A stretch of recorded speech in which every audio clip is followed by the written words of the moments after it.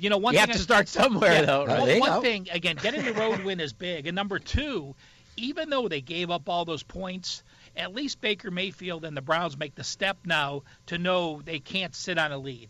They have to take it in the second half. Look, you're up 28-0. Yeah, and then that injury happened, and then the player went to the hospital, and they started running the ball. They went 3 and out twice in that. I think that took the momentum out of the whole team, both sides, with that injury. It's a good win for them. The Patriots picked up another win on the road as they go into the Jets and get the win. And we had a big swing as far as the spread's concerned late in this game.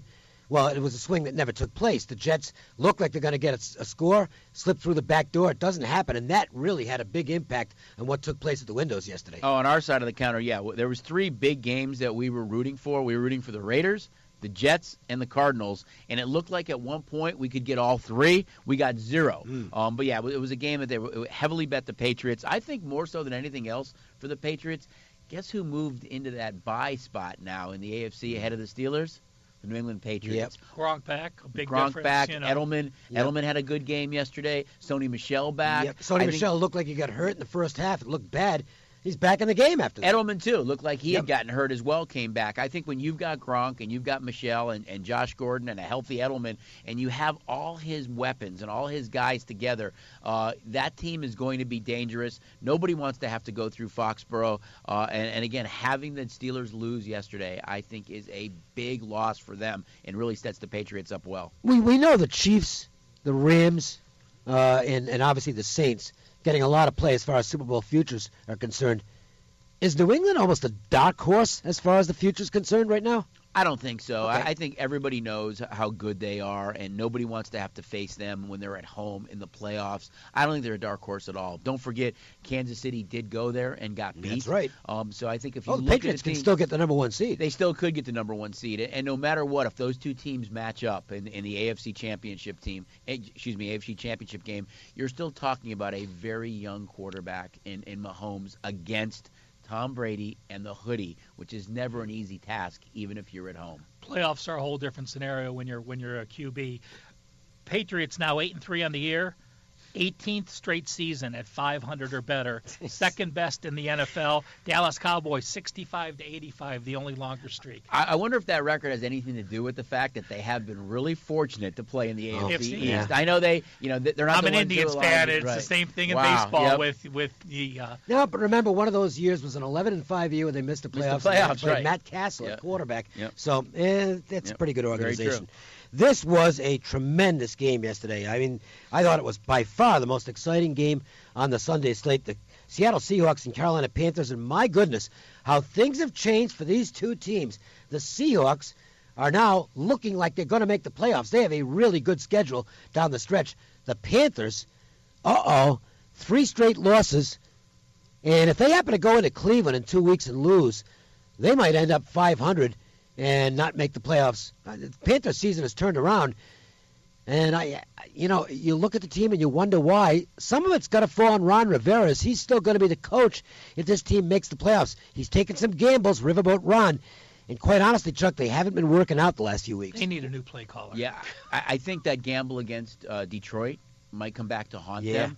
You look at how well that Christian McCaffrey plays, though. I mean, he's been fantastic. He has just been unbelievable. I think you look at Carolina, and you're right, 3 straight losses right now. They've got a tougher schedule ahead of them. But on the other side, they got New Orleans twice. Right. On the other side of the ball, my God, Seattle now wins against Green Bay and Carolina. I think that's what sets them up so well to be a wild card team. They had a good closing schedule. Good closing. They play the 49ers twice. Right. They got the Chiefs.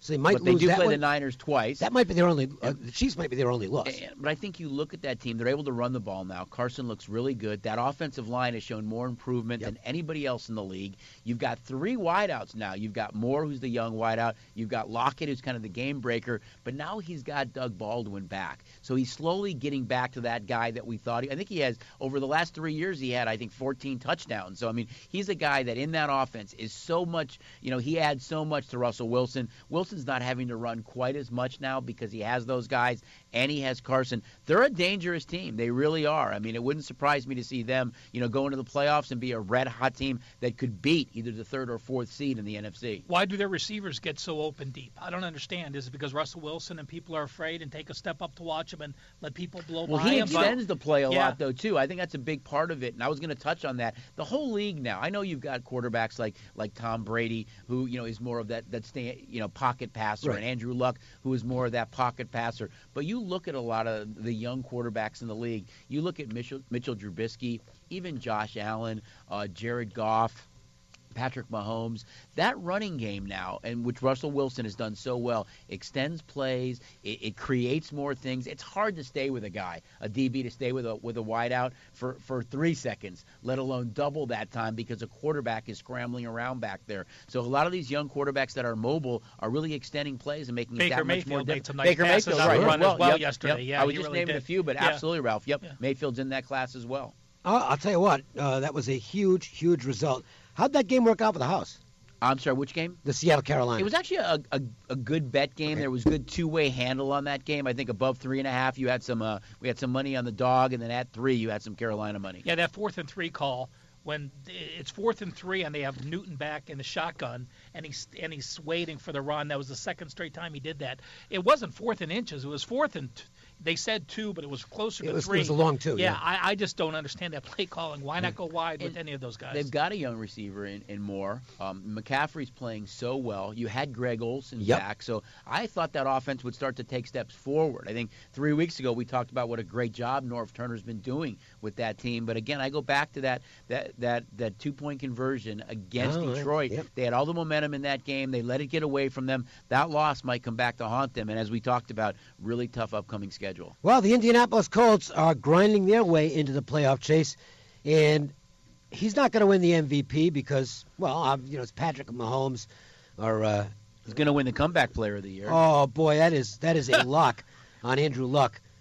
He has been as valuable to his team as any player in the league, and he is all the way back now, Chuck. Andrew Luck is a great quarterback who's healthy again. I'm not putting the Colts in the elite category, but better start looking at this team as a little bit dangerous right now because this guy can put points on the board against anybody. I think the biggest thing for them is that, that offensive line has 3 first-round picks in it that have really protected him well. But more than anything else, they can run the ball. Yes, they With can. Hines and Mack, they can run the ball. And I think that's really helped him a lot. I know we've talked about it for weeks. I was a basher early on, and they talked about it yesterday on the broadcast. It took Frank Reich so long to say, okay, uncork one. And I don't know if it was more mental for Andrew Luck, and it was part management and coaching, and Andrew Luck, like, can I do this? But as he's gotten more and more comfortable, and you look at, outside of T.Y. Hilton, he only really has one wideout. Ebron, who had 12 touchdowns in his entire career with the Detroit Lions, has 12 in 11 games this year, which is unbelievable. You've got Doyle, who really is the starting tight end, and Ebron has become that red zone guy. But yeah, they're 6-5 right now. They're definitely a wild card team. I don't think that they played great yesterday. I thought Luck had a couple of bad passes. I think the reason that maybe they got out with a win was because, for whatever reason, Adam Gase got so conservative in the last 5 minutes of the game. A little bit of a head scratcher. Yeah. I couldn't understand the play calling. Here you are on a 3rd and 3 from your own, I think it was 10. What's the difference if you throw and don't get it? You ran right up the middle, had no chance to get it, and you gave the ball back to Andrew Luck on your side of the 50. Do you think Tannehill perhaps wasn't completely healthy after missing 5 starts and playing? He You know, should have been in the game. I'll tell you, though, but here's the thing on Tannehill. He's just a bad third-down quarterback. He's just a guy who just doesn't seem to make plays when they matter. He doesn't have a lot perhaps of he doesn't playmakers. audibilize properly. No, Right. I understand that. Amendola got hurt early. Parker's been hurt. But, you look at Gore and Drake ran really well yesterday. I thought defensively they played good. They should have been up a little bit more. Well, sure I they thought should've. Luck had a couple of bad turnovers in that game. But that play calling for me, that ultra-conservative play calling late in that game where you were going to punt and give them the ball back with Andrew Luck and all the momentum, just was a little bit of a head-scratcher. Andrew Luck now, 3 TDs in 8 straight games. That's a pretty impressive He comeback. is on a roll. And the Chargers got back on the beam after the upset loss to the Broncos. They actually did not play well at the outset of yesterday's game, and the Cardinals took a 10-0 lead. But after that, Oh, man, the Chargers just got it cranked up, Chuck. Chuck, we talk about the three big favorites in the NFL this week. Three 13-point favorites. And I know a lot of sharps say you can't bet double-digit favorites in the NFL. Double-digit favorites now the last 5 years are 62%. Everyone remembers that Minnesota game. Right. But you talked about the three games you needed, all being those double-digit favorites where the public's winning money on you now. Well, I think you look at it, especially late in the season, and you've got teams that are playing for playoff positions and jockeying. You look at this week coming up, you've got Green Bay, that's a big favorite against Arizona. So Arizona plays back-to-back road games. They have to travel to Green Bay, which is going to be, ice cold probably, and against a Green Bay team that needs a win really bad. I don't know that it matters at this point for Green Bay. But you've got so many teams that are against. I wouldn't rule them out yet. I know we haven't talked about them yet, but I still think that they have the easiest schedule left in the NFL. I know, so they could win out. They could win out, but it is hard because you've got so many teams right now that are moving with both the AFC and NFC. You've got teams right around 500, so it's opening the door for more teams to have a shot to make the playoffs. But that handful of teams that is playing so bad right now, they are an automatic bet against every single week. Arizona, 108 yards in the first quarter, 41 yards the rest of the way. And, Nick Bosa missed 9 games, 2 sacks, 5 tackles. Not bad for the Chargers to have him back. 42 straight points they gave up yesterday. After that first drive, Josh Rosen did absolutely nothing. He seems to have regressed a little bit under Byron Leftwich. I'm staying with the prediction I made. Lowest quarterback rating in the NFL right now is Josh Rosen. And the prediction I made coming out was, and I'm going to stay with this, is that Josh Rosen is the one of these of the 5 quarterbacks that were drafted fairly quickly, and that includes Lamar Jackson. Rosen will end up number 5. I think he's going to be one of those guys who eventually becomes a Colt McCoy type, a good backup, but not a guy that you can count on for 16 games. He got there on his brains and the great testing but he did. I'm a fan of Lamar Jackson. I think he's I think Lamar Jackson's going to be okay. But you look at who he's beaten, though. Okay, I mean he beat the Raiders. Yep. And what is he beat the Bengals, I think. 2 teams that are extremely porous against the run. run. But he doesn't even know what he's doing yet. Right, but what Taylor made for him, he still has made a lot of mistakes back sure. there. Yep. And I still wonder if his role is going to be more of that slash type. And even Harbaugh has said that this week, that if Flacco is back, we may have one series might be Lamar Jackson, one series might be Joe Flacco. They both might play on the same series to create some nightmare matchup like the Saints do. With Taysom Hill. Right. I was just going to ask you like if they're trying to emulate the Saints. I think that's more of the role, and I think that's a great role. Is he the guy that can be, a quarterback that in a game has to throw 40 times? I'm just not sure. But what about Rosen? I mean, does he... I just don't think his ceiling's very high.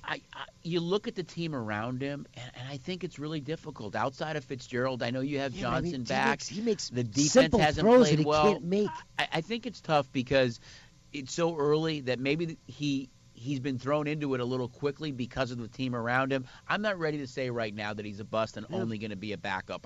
I still think you have to surround him with a little bit better talent. I just don't see the upside that I see with a Mayfield or Darnold. Anyway, Steelers and Broncos, this turned out to be a heck of a game, and the Steelers probably feel, I mean, they had to be flying back from Pittsburgh, from Denver shaking their head to Pittsburgh going, how the hell did we lose this game? The turnovers were unbelievable and the mistakes that they made. I mean, it was a game that they should have won. It was a game that we saw some action, though, on Denver, but it was having them win outright was much better for us. It was one of the better late games after not doing well early in the day, having Miami cover against Indianapolis, and having Denver win where you're able to knock down some teasers and money lines was huge on our side of the counter. I like that young Denver team, though. I think Vance Joseph has come under a lot of fire, but no team really has had as tough of a schedule as they have had early on. They played Kansas City twice. They played that game against Pittsburgh yesterday where they won. They've had a pretty difficult schedule. Moving forward, if there's a maybe dark horse wild card team, look at the Denver Broncos the AFC. because of their schedule coming up. Well, I like Lindsey and I like Freeman out of the backfield.